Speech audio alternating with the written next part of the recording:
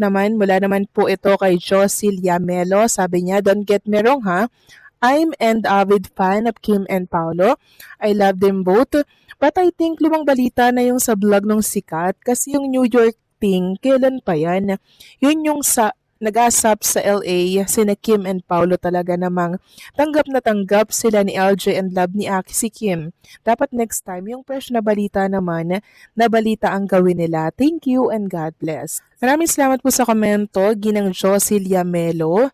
So, hindi natin alam kung fresh pa yun or old na kasi ang nakalagay yung date ngayon. So, ano ang iisipin ng mga nakakabasa? Eh di latest lamang po yun, 'di ba? Sana nilalagyan nila kung matagal na yun ng date. Nang sa ganun, eh malinaw po para sa lahat, 'di ba? Ginang Josilia Melo. And still, patuloy po silang naglalabas nga ng mga write-ups tungkol kay Kim and Paolo Avellino mula po sa New York. So maraming salamat sa komento, Ginang Joselia Melo. God bless po sa inyo and mabuhay kayo. So eto na nga, pag-usapan na natin mga kakimpaw, ang mga topic po na nakalap natin sa gabing ito at unahin na nga nating pag-usapan ang tungkol dito sa Kimpaw na kung saan sabi nga dito, Kim Chiu and Paolo Avellino movie makes record for highest opening day sales for Filipino film in 2025. Congratulations! So nakakatuwa lang at nakaka-proud kay Kim and Paolo Avellino kasi still sila pa rin po ang pinaka-highest ang record, no? Highest po sa opening day sales ng Filipino film. Ibig sabihin, wala pa pong nakakaungos. And hopefully nga po, by next year, magkaroon ulit sila ng movie na kung saan sila pa rin po ang magkasama. Samantalang next topic naman tayo, pag-usapan natin mga kakimpaw ang tungkol dito sa sinabi ni Paolo Avellino na tila baga ayaw niya na po ang salitang love team para sa kanila ni Chinita Princess. Parang ang sabi niya po is iniiwan niya na daw ito sa mga young generation. Ang bagay daw na tawag sa kanila parang partner, ganyan. Sabi kasi dito mga kakimpaw, feeling ko nakasanayan na lang yan kasi unique ang term na love team dito sa Pilipinas. I don't see it that way. Maybe let's leave that term to the kids, to the younger generation, parang bagay sa kanila. Avellino tells Lifestyle Inquirer, really love. Parang ang tanda ko na para ma-label as love team. Sabi pa dito, perhaps the more fitting word or phrase is tandem or on-screen partnership because as Avellino says things, it's about us playing different characters and tackling unique stories more than us working together regularly. So talagang matured na itong si Paolo Avellino mga kakimpaw kasi ayaw niya na po ng tinatawag na love team sila ni Chinita Princess. Pang kids lang daw yon at young generation na para bang ang tanda na niya mga kakimpaw, ano? Pero ano naman, 'di ba? Young looking naman sila nilang dalawa ni Chinita Princess. So parang ayaw niya nang matawag silang dalawa na love team, 'di ba? Siguro ang gusto na ni Paolo Avellino is mas mag-level up, like mag-asawa na, ganyan mga kakimpaw. So hindi natin alam yung iniisip ni Paolo Avellino kasi parang ano na siya sobrang matured na yung kanyang isipan kahit nakikita naman natin sa mukha nilang dalawa ni Kim Chiu, 'di ba? Na parang mga teenager lang sila. Pero grabe silang mag-isip mga kakimpaw. Talagang matured. Sabi dito, still, it's undeniable that their working relationship, regardless of what you call it, gets the full love team treatment and all its trappings. A legion of ardent fans, spiral hashtag gifts of food on the set, black screening billboard fees, streaming platform subscriptions, and more. So, ganyan po talaga magmahal ang mga Kimpaw fans, Kimpaw Nation, and syempre mga Kimpaw groups. Talagang nag-insert sila ng extra effort, nagpapakatering sila, meron silang mga pa-previes. Yan ay para sa Kim and Paolo Avellino na tandem para sa kanilang mga pagsuporta. Ganyan po sila kainit mag-support and sobrang na-appreciate naman po yon ni Kim and Paolo Avellino. Sabi nga dito 45 Kimpaw group daw put up a show of support. Grabe yung 45 Kimpaw group ha. Ang dami nun mga kakimpaw. Talagang mainit silang sumuporta kaya lagi pong viral yung hashtag ni Kim and Paolo Avellino para sa kanilang mga project. Sabi nga dito, ganyan talaga sila. At the recent premiere of The Alibi, for instance, Sam 45 Kim Pao Group put up a show of support. Avellino is no stranger to fan adulation, but since he had never been part of any official love team, what he's seeing now is something he still can't quit wrap his head around. And sobrang nagpapasalamat po si Kim and Paolo Avellino sa ini-insert ninyong effort para sumuporta sa kanilang dalawa. Totoo, hanggang ngayon ay nananatiling nasa tuktok ang Kim Chiu at Paolo Avellino bilang love team at maraming dahilan kung bakit hindi sila matinag sa posisyong ito.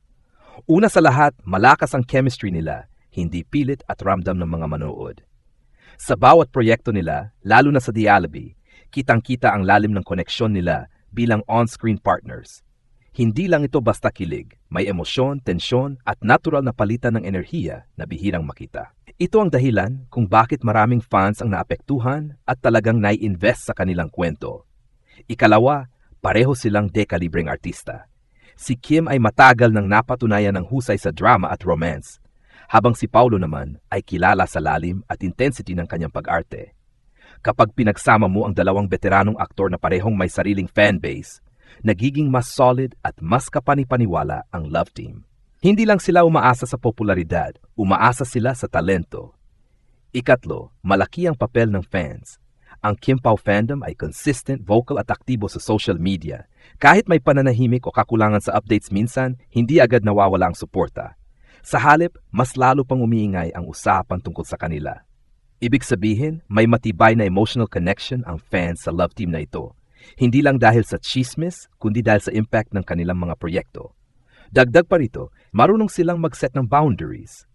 Hindi nila minamadali ang paglabas ng personal na detalye, kaya mas nagiging intriguing at classy ang imahe nila. Sa panahon ngayon na oversharing ang uso, ang ganitong klase ng misteryo ay lalong nagpapalakas sa interes ng publiko. Sa kabuuan, nasa top ang Kim Chiu at Paolo Avellino, hindi lang dahil sa hype, kundi dahil sa kombinasyon ng tunay na chemistry, husay sa pag-arte, at solid na suporta ng fans.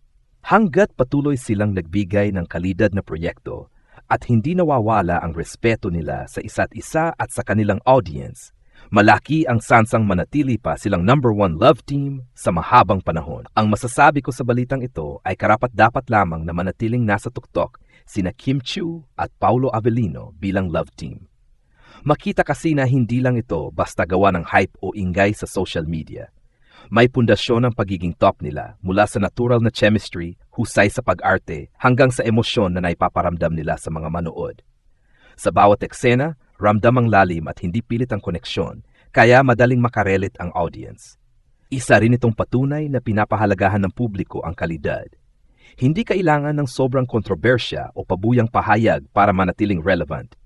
Kahit minsan ay tahimik sila, patuloy pa rin ang suporta ng fans na nagpapakita ng matibay ang tiwala at pagmamahal sa kanila bilang tambalan. Dagdag pa rito, ang balitang ito ay nagpapakita na malaki ang epekto ng tamang timpla ng talento at teaming. Nasa tamang yugto ng kanilang career sina Kim at Paolo, parehong mature, pareho ring handang magbigay ng mas malalim na pagganap. Kaya ang resulta, mas tumatatak sa isip at puso ng mga manonood.